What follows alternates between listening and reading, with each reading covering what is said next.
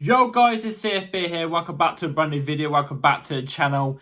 And today we are with our first match review. First match review for game week 1. Chelsea versus Manchester City. Chelsea lose 2-0 to Manchester City. 2-0 to Manchester City.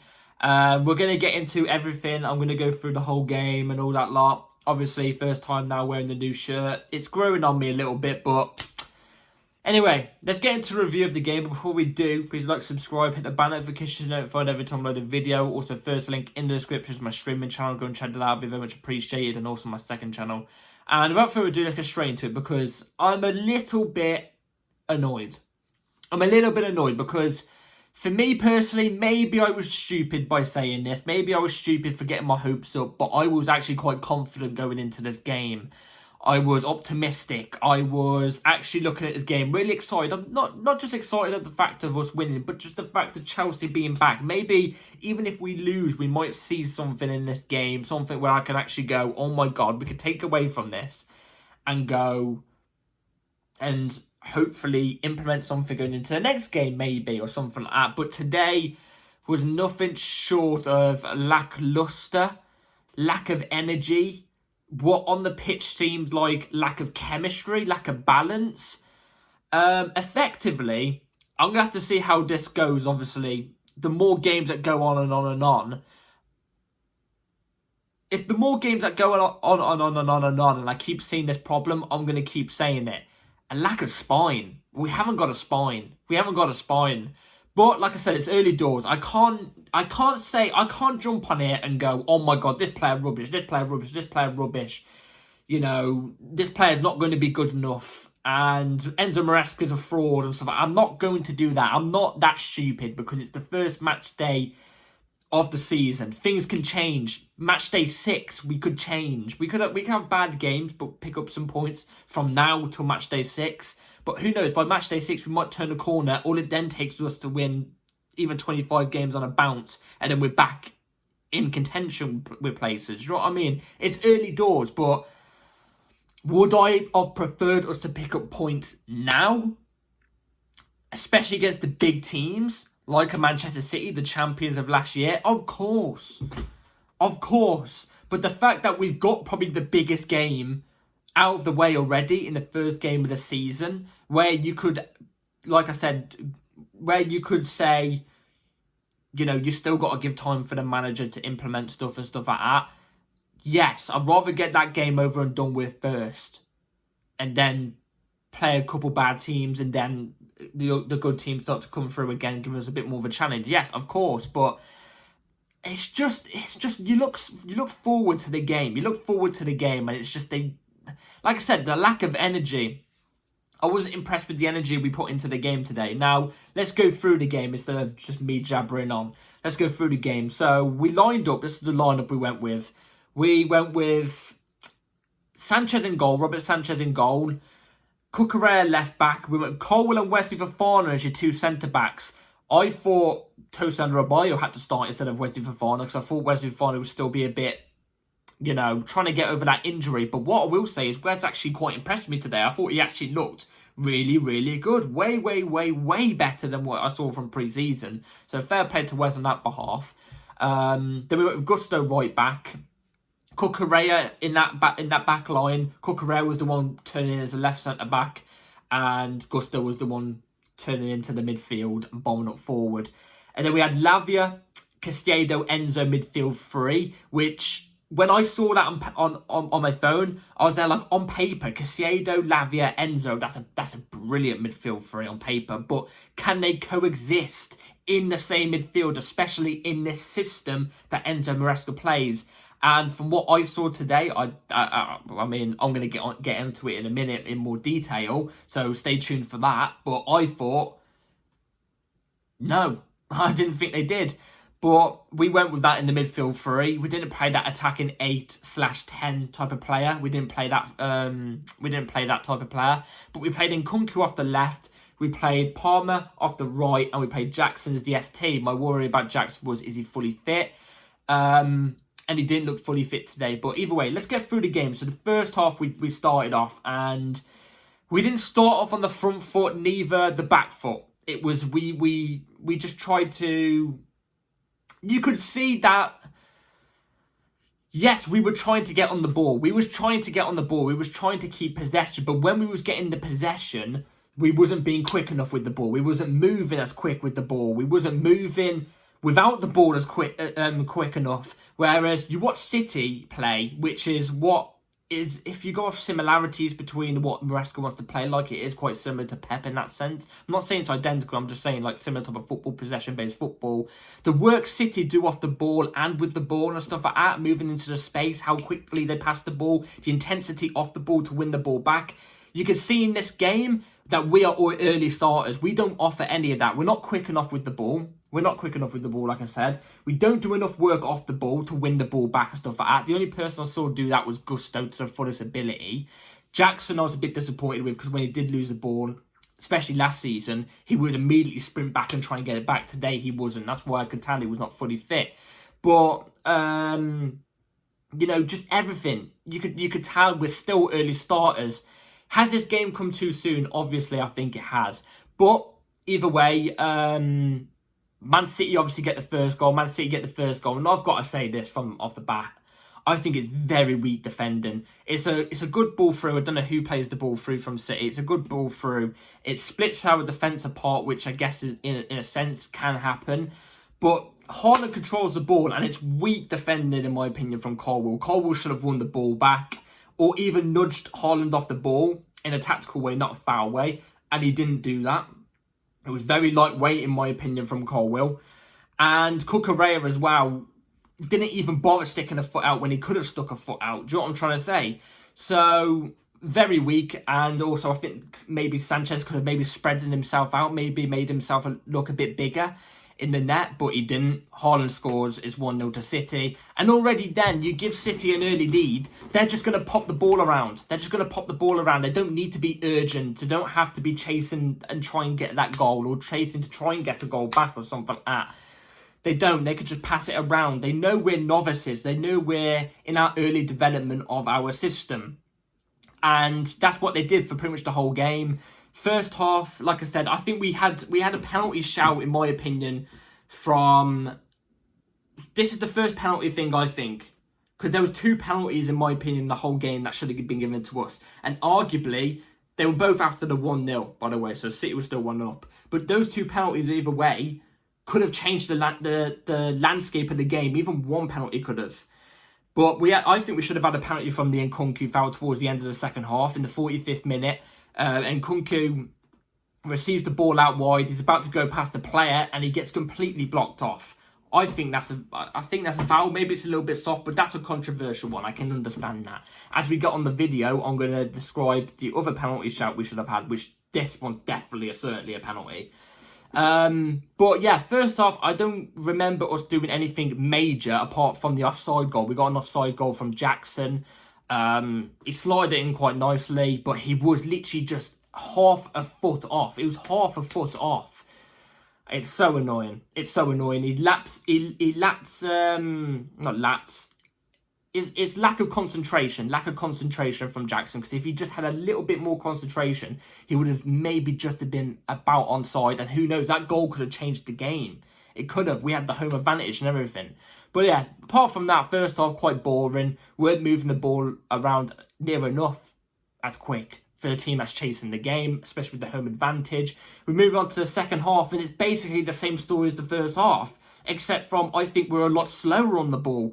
I think when we do win the ball back, which we won the ball back more in the second half than we did in the first, we didn't do anything with it. We were, again, this brings me back to what I said at the start of the video, we was too slow on the ball. Too slow. There was times where we could have broke a team and we was too slow. Or there's times where we do make that pass, but that person who makes the pass doesn't make the right run. Do you know what I'm trying to say? It's little things like that, and I'm hoping it does improve as the season goes on. But it's so annoying. And then now it brings me on to the penalty situation. Enzo Fernandez receives the ball, and it seems like Diaz kicks him, or it's Diaz or one of the Man City players kicks him from behind, clearly knocks him off balance as he's about to take a touch. What is in the box? And do you know what? If it's not a penalty, maybe I've got it wrong. If it's not a penalty, then cool. Cool. All right, fair enough, fair enough. I can understand in that sense, but I do think maybe there's a little bit of a part to play because he receives the ball, he takes a big touch because of the impact of somebody pushing him. It was a push, not a kick. Sorry, my bad.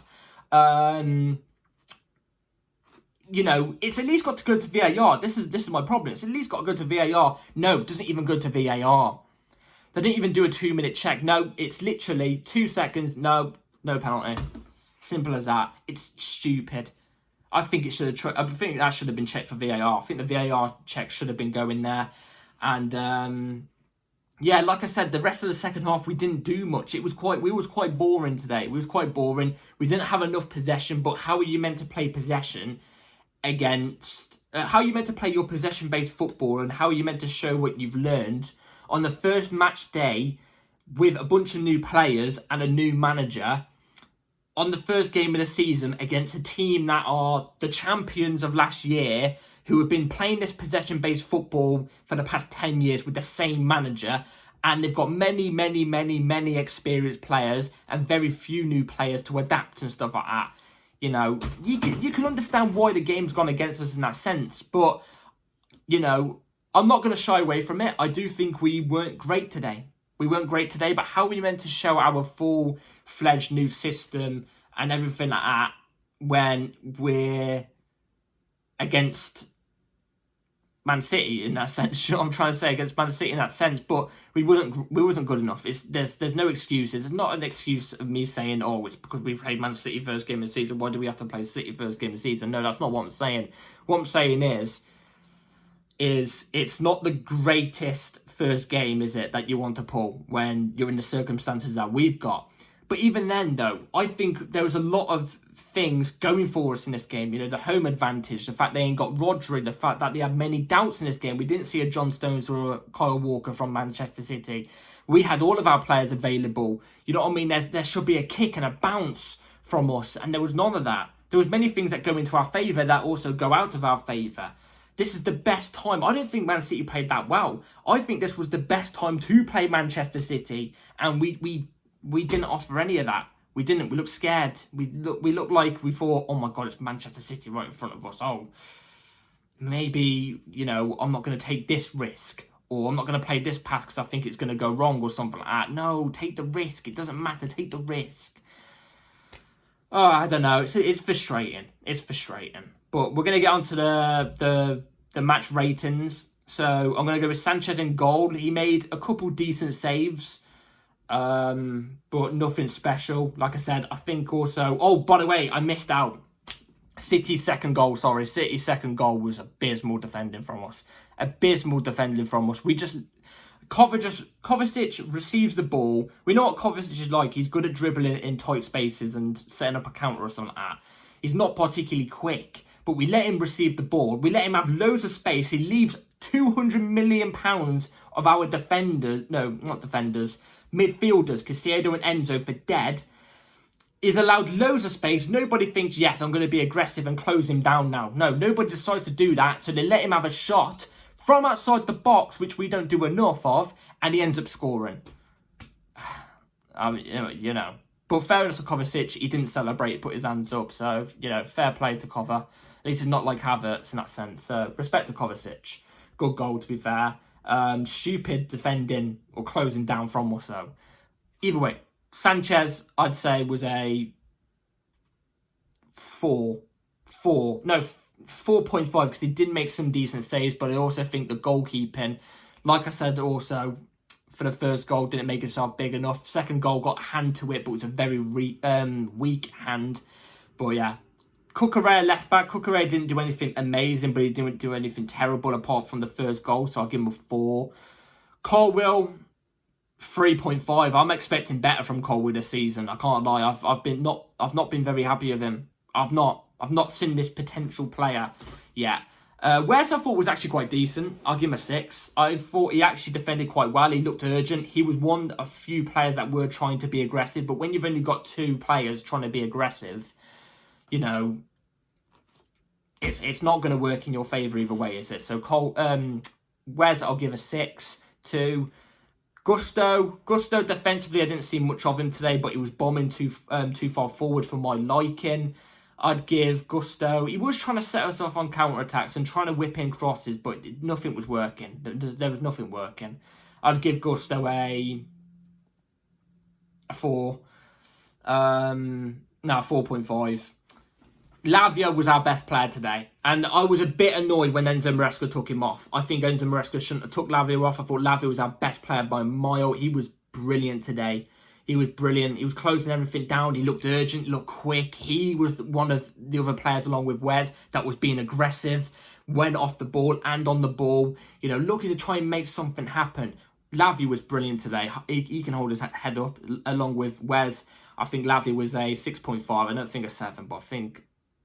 No, actually, no, I say it was a 7. I actually think he was a 7. I think he was brilliant. Caicedo was really disappointed with today. Looked lackluster. He's one of the players I expect to be aggressive. That's one of the things I praised him about last season, but he wasn't. Caicedo, 4, gave the ball away a couple of times as well. Enzo, this is the thing I didn't understand with Maresca's system. Maresca's system in pre-season, we were playing a DM, a centre mid, and then it was another centre mid, but that centre mid, that left centre mid position would be an advanced 8 that forms into a 10, and that would be Nkunku's role, and that's where we saw Nkunku perform best. But we played a centre mid there instead, and I think when you let Enzo Fernandez bomb forward too high, I think you lose his ability of his creativeness, and that's what we saw today. I think when he's operating a bit deeper, I think he is better at that because he's got the whole pitch in front of him. I need to sort this monitor out so it stops going dark. So he's got the whole pitch ahead of him so he can see what's going on. And we saw none of that today because he was too far forward. So that's why I was saying I don't think a Enzo Fernandez, Caicedo and Lavia midfield 3 can coexist. I just don't think it can. I think you've got to play either Lavia or Caicedo, Lavia or Enzo, Caicedo or Enzo. You know, it's got to be one of them, and you've got to play that advanced 8 again, because I think when you have Nkunku in that advanced 8, he adds that creativeness. He can pick up the ball from deep, skill out a couple players, and then set us off on a counter-attack. You need that type of player to be that deep as well, but not too deep, but deep enough to pick up the ball and attack, but get close up to goal, if you know what I'm trying to say, and that's the advanced 8 position I'm talking about. But Enzo, I would say, was a 4 as well today. 4 as well, but I think he did a little bit better than Caicedo, got to be honest. Actually, you know what? I think Enzo and Caicedo were both 3.5s, I've got to be honest, actually. I'm changing it, 3.5s. Moving on to Nkunku off the left. Like I said, Nkunku can do the wide position, but I think only against certain teams. His best position is a 10, but that's operating in an advanced 8 position that Maresca played in pre-season, which I think Enzo Maresca needs to do again. I think in the next game, I think he needs to play Nkunku in that advanced 8 position again. I think we looked way better in that when we did play it. I think out wide, he still did well, but, you know, there's a few flaws. You lose him a little bit when he's out wide, but I'd give Nkunku a 6. He's still trying to make stuff happen. Jackson wasn't that great today. Like I said, I don't think he's 100% fit. But I'd say was a 4. And then Palmer wasn't in the game, in my opinion. I think City shut him off. We didn't get Palmer on the ball near enough, in my opinion, too. So I'd say Palmer was a 4.5. I don't think we got him involved in that game near enough as much as we should have. But subs, Renato Viega came on too late. Neto looks lively when he came on. And I'm forgetting some players, aren't I? I'm forgetting some players. I don't know. I'm just a bit annoyed about the game, really. I've got to be honest. I'm a bit annoyed about the game. I'm not going to go too deep on the subs because I do think the subs didn't really make much of an impact. Gui came on, but he didn't really get the ball that much. But it's early doors. It's early doors. We could turn a corner next week against Wolves away. We could turn the corner and look like the best thing since sliced bread, and then who knows? Do you know what I mean? But it's still early doors. There's still a lot of getting used to Enzo Maresca's style of playing, the way he wants to play and stuff like that. There's still players coming in, like we said. Who knows? Felix, here we go, could be done today. Osimhen, we still need a striker desperately. If you're watching that game and you're saying we don't need a player like Osimhen, that pressing ability that he can offer as well, let alone his goal scoring, which we know his goal scoring is amazing, then I don't know where you're coming from. But yeah, there's it's the first game, but it's just a bit dull. It's a bit dull. But let's hope we turn the corner in the next one. I'm hoping we do. But yeah, let me in the comments down below what you think about the game. I was looking forward to it. It's just come out a bit dull. So yeah. Anyway, take care, all. Please like, subscribe. Let me in the comments down below what you think about the game. Do you think I'm correct or incorrect, or do you think some parts are correct and not correct? I don't know. But yeah, take care, all. Have a good rest of your day. Like, subscribe, hit the bell notification so you're notified every time I load a video. And also, Todd Boehly was in the stands today. It was shown on TV. Todd Boehly, if you're watching that and you've not got Osimhen through the door in this window, what's left of the window, you're an idiot. Anyway, take care, all. Have a good rest of your day or night.